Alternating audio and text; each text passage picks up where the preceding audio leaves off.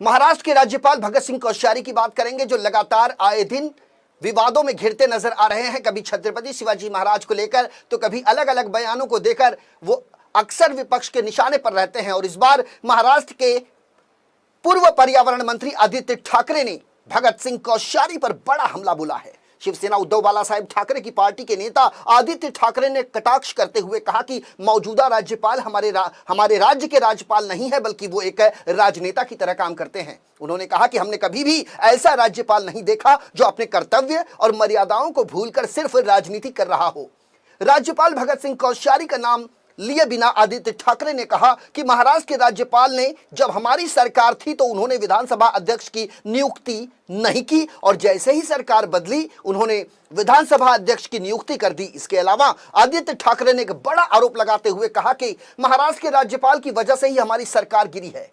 उन्होंने कहा कि महाराष्ट्र के राज्यपाल जनता के हितों और अपने कर्तव्यों को भूलकर सिर्फ राजनीति करने का काम कर रहे हैं और एक दल के नेता की भांति वो बनकर रह गए हैं, जबकि राज्यपाल का जो काम होता है उस काम के विपरीत वो किसी पार्टी की पैरवी कर रहे हैं। ऐसा अब उद्धव बालासाहेब ठाकरे की पार्टी के वरिष्ठ नेता और महाराष्ट्र के पूर्व पर्यावरण मंत्री आदित्य ठाकरे ने आरोप लगाया है। पिछले दिनों शिवसेना के राज्यसभा सांसद संजय राउत ने भी राज्यपाल पर निशाना साधते हुए सभी उन तमाम संगठनों को एकजुट होने का आह्वान किया था और राज्यपाल भगत सिंह कोश्यारी की खिलाफत करने का भी उन्होंने आह्वान किया था।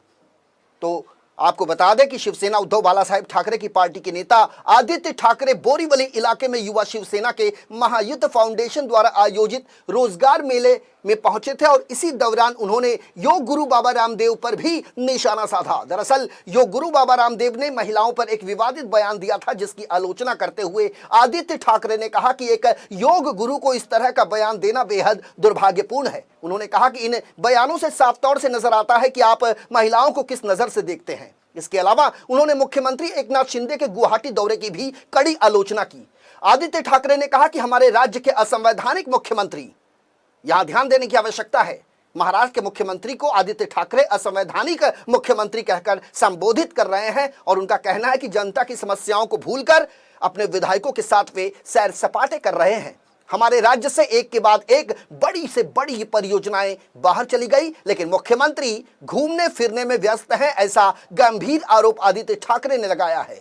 उन्होंने एकनाथ शिंदे पर हमला करते हुए कहा कि राक्षसी महत्वाकांक्षी वाले मुख्यमंत्री जनता के लिए कुछ भी नहीं कर पा रहे हैं। आदित्य ठाकरे ने महाराष्ट्र सरकार के कैबिनेट विस्तार पर भी निशाना साधा और दावा किया कि सरकार का कोई कैबिनेट विस्तार नहीं होगा, बल्कि जल्द से जल्द ये सरकार गिर जाएगी।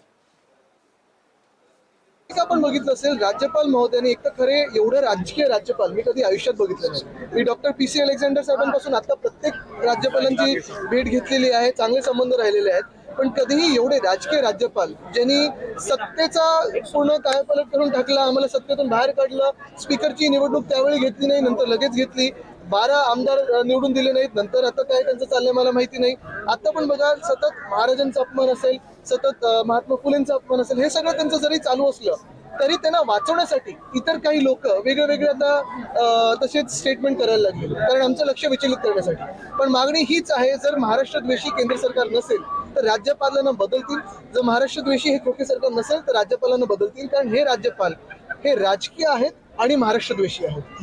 हे जर नुसतं राज्यपालांना त्यांच्याकडून लक्ष विचलित करण्यासाठी प्रयत्न असतील, असंही असू शकतं की राज्यपाल महोदयाने काहीतरी कॉन्ट्रोवर्शियल बोललेले आहेत, त्याच्यापेक्षा जास्ती कॉन्ट्रोवर्सी करा, म्हणजे यांच्याकडून लक्ष विचलित होईल आणि हे राजकीय राज्यपाल आहेत ते महाराष्ट्रात राहतील। हे चालणार नाही।